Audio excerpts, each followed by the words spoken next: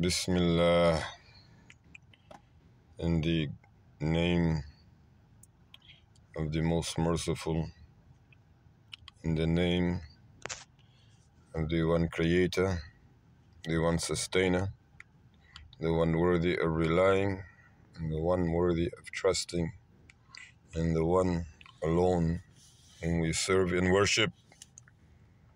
We send salutations upon the selected one, Muhammad, the son of Abdullah ibn Abdul Muttalib, and all of his progeny, and all of his supporters, and all of those who aided him in the way of Allah subhanahu wa ta'ala, the creator of Adam, and all of those prophets until Muhammad sallallahu alayhi wasallam, peace and blessings be upon him.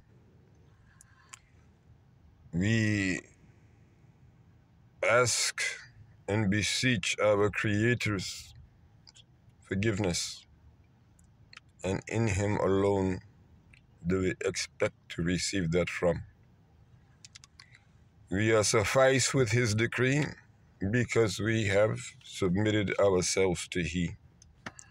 And how is such creating thus enemies for the children of Adam? It is simply the likelihood of why Iblis, that dude, refused to bow down, submit, to humble himself in front of the Creator, the Sustainer, and the Maker. These events that have been taking place around the world are absolutely unacceptable on all standards of basic human society.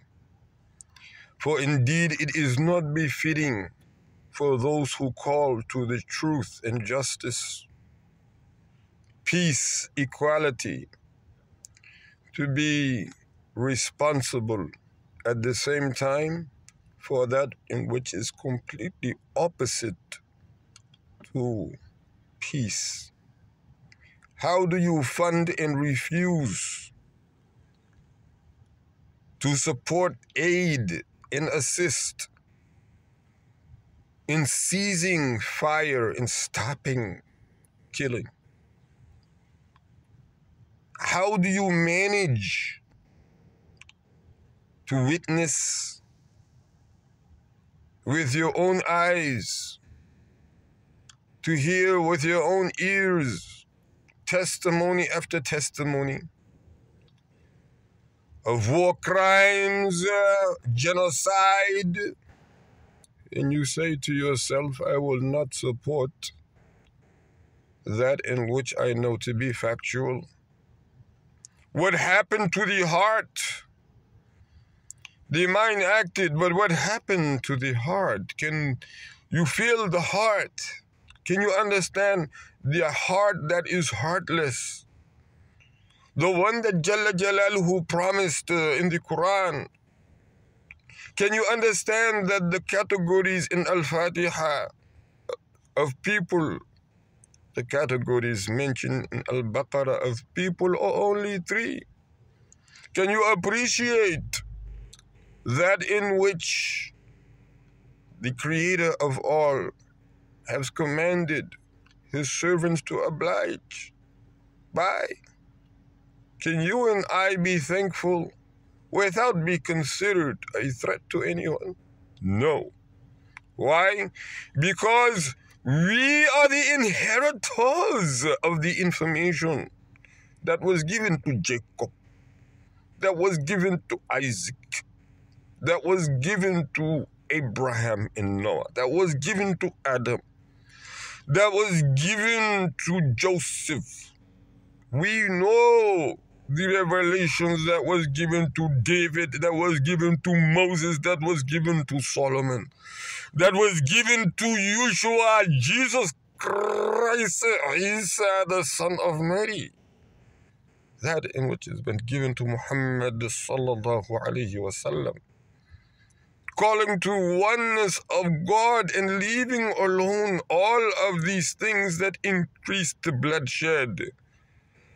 Worldly obsessions, the power, political gains, to where the hearts are only looking at what Iblis is. That dude is very deceiving with all of his allies. And they have, they have a bunch of, they actually drink a lot of alcohol. They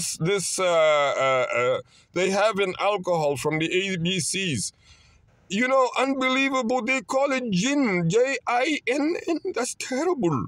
So you know that this is the type of thing, that creates evil, that spikes, and unbelievable.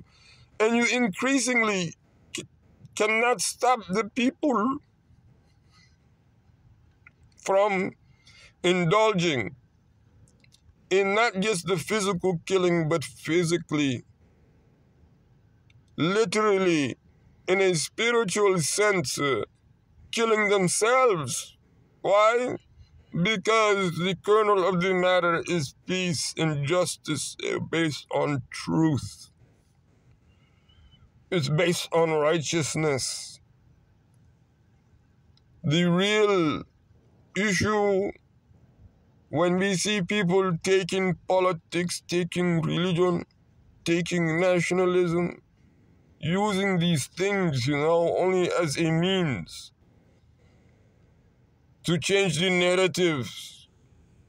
And it is absolutely incorrect that IDF, put all of this money to try to change narratives, and they shoot over 100 journalists, IDF. And then just in the past few days, IDF again killed some of its own hostages. And the hostages been telling them IDF don't want to get them out alive. Because IDF says that if they come out alive and they're telling the real Hamas did not slaughter nobody like, they expected, so they can say they ISIS, then that's going to discredit. So IDF decided that they're just going to keep bombing, and we told IDF to stop the bombing. Now, it is a good thing that at least IDF has been able to talk into, because, let's give IDF the credit. Because we, Israel, we have to give IDF the credit. IDF, we're happy you've been able to forcefully talk Hamas into the exchange of medical supplies. And for all of those who do not understand, IDF has gone through a lot. The dancers, they still continuing. We saw like a 300-pound girl on there trying to dance with, and it just, again, we're happy that, we have people that large who can move around. The uniform, again, it is tainted, unfortunately, with the color of diarrhea. So that fact, just keeps reappearing. But now we have where IDF is just playing like a defensive battle on the ground, and they're being searched for in order to just attack, and they're just fleeing in front of the Gazan militia members, and the situation is even worse than that. Again, at the International Criminal Court, IDF has to be protected by the government of Israel, because how they've been conducting the war is quite different about how they have been stating that events are going on. So IDF has been claiming that they go through everything possible to protect civilians, yet you have more civilians who have actually fallen under the bombing, and then you have a lot of sniper situations. IDF killed its own hostages, and they bombed their own hostages. But there's something very important we want to say here. When it comes to IDF securing victory in the international court regarding whether or not genocide exists. The biggest problem that IDF officials have is reading the public of statements that are already on the record. These statements are followed up by actions. These actions correspond with the statements. These statements were made before the action. Obviously, that's the intent. So this is really difficult, and we want to congratulate the South African, delegation, the brother and sister and the uncle and aunties, all of them really. We realize South Africa has come a long way, and yes, America needs to come next because of the fact if America is assisting Israel and the Western nations, Britain and the other one, France, none of these, countries stood to even back South Africa's claim of genocide. None of them, absolutely none of them. You had even, the former Prime Minister, Mr. Cameron from the United Kingdom. Mr. Cameron says that a ceasefire should take place, but he doesn't believe genocide, and he didn't even mention that there was a possibility of genocide in the past, seriously. So that's the situation. You have the Israeli, IDF attorney trying to make it seem as if it was all on the basis of October 7th, as what's been happening and working well in the media, that this thing happened October 7th, and now it's a payback, just like the Nakba in 1948.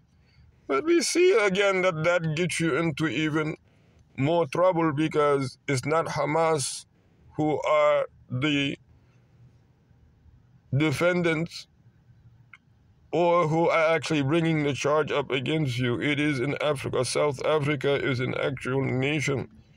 And Israel only can say, the best that they can say, is that this nation is affiliated with Hamas. And then the claims are very, very, very serious. You were responsible for their food, for their transportation in and out of there. You're responsible for their water, for their electricity, and you said you were going to cut it off. Clearly, you did cut it off. And you continued with the relentless bombing. Despite all efforts to get you to stop, you claim that this is the only language that is understood. Yes, generally understood. Why? Because you claim that this is force in which your opponent understands, the only language that they understand. But everybody who is calling for a ceasefire know that all that needs to be done is that you say and mean. We saw the example of it in the 6 days that took place between the two of you. You cousins, and believe it or not, you should be taking care of this without really, outside anything but United States. Why you all had to go and get involved all the way in the Red Sea, and you all